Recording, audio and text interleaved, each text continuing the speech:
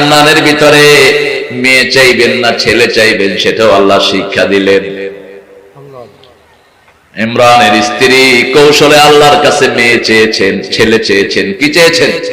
ছেলে চেয়েছেন। ইন্নী নাযারতু লাকা মা ফী বাতনি মুহাররারান ফাতাকাব্বাল মিন্নী ইন্নাকা আনতাস সামিউল আলিম। আমার পেটে যেটা আছে এটাকে আমি বাইতুল মুকাদ্দাসের জন্য, বাইতুল আকসার জন্য, আকসা মানে কি? আকসা, আকসা মানে দূর, আকসা মানে দূর, দূরের মসজিদ। সুবহানাল্লাযী আসরা বিআবদিহি লাইলাম মিনাল মাসজিদিল হারাম ইলাল মাসজিদিল আকসা আল্লাযী বারাকনা হাওলা লিনুরিয়াহু মিন আয়াতিনা ইন্নাহু হুয়াস সামিউল বাসীর।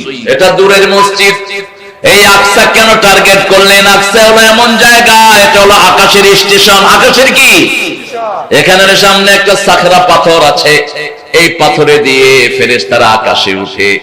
কেউ যদি আকাশে উঠতে চায় এখান দিয়ে উঠে, নামতে চাইলেও এখান দিয়ে নামে। আল্লাহু আকবার।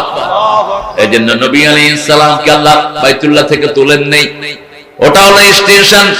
আবার ওখানে সব নবীকে নামালেন, নামিয়ে মুহাম্মদ সাল্লাল্লাহু আলাইহি ওয়াসাল্লামকে দিয়ে ইমামতি করলেন। আর মুয়াজ্জিন ছিলেন সাইয়েদনা ইব্রাহিম আলাইহিস সালাম, জাতির পিতা, মুসলিম জাতির পিতা সাইয়েদনা ইব্রাহিম। আমাদের নাম রেখেছেন কে? ইব্রাহিম আলাইহিস সালাম আমাদের নাম রেখেছেন। আবার ইব্রাহিম আলাইহিস সালামের পরিবারে এসেছেন মুসা আলাইহিস সালাম, ওই পরিবারে শেষে এসেছেন ঈসা আলাইহিস সালাম। এদের সাথে একটা লিঙ্কও আছে। মুসা আলাইহিস সালামকে যেমন জন্ম রোধ করা হয়েছিল, ইব্রাহিম আলাইহিস সালামের জন্মকেও রোধ করে দেওয়া হয়েছিল। মোট 6 জন বিশ্ব নেতা সারা পৃথিবী শাসন করছে। কয়জন? 6 জন। মুসলমানদের 3 জন, কাফেরদের 3 জন।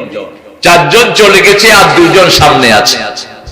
মুসলমানদের 3 জন হলেন নবী সুলাইমান আলাইহিস সালাম, যুলকারনাইন, আর সামনে আসছেন ইমাম মেহেদী। মেহেদীর নেতৃত্ব দিবেন ঈসা আলাইহিস সালাম। কারণ কি জানেন? কাম মিন ফিয়াতিন কালিলাতিন গালাবাত ফিয়াতান কাসীরা। আল্লাহ বলছেন ছোট্ট ছোট্ট দল বড় দলের উপর নেতৃত্ব দেয়। এটার জন্য নবীরা থাকতে হয়, নবীরা না থাকলে এটা হয় না।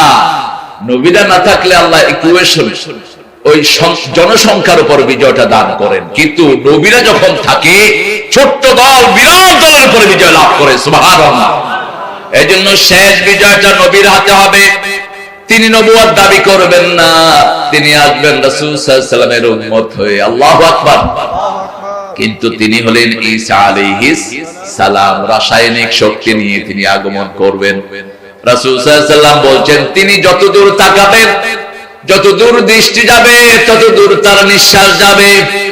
এই নিঃশ্বাসের ভিতরে যত কাফের পড়বে সব গলে শেষ হয়ে যাবে।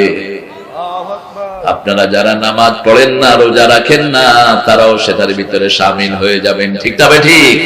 কোরআন শুনলেই কষ্ট হয়, এরকম লোক আছে না? কোম্পানিগঞ্জে নাই অবশ্য।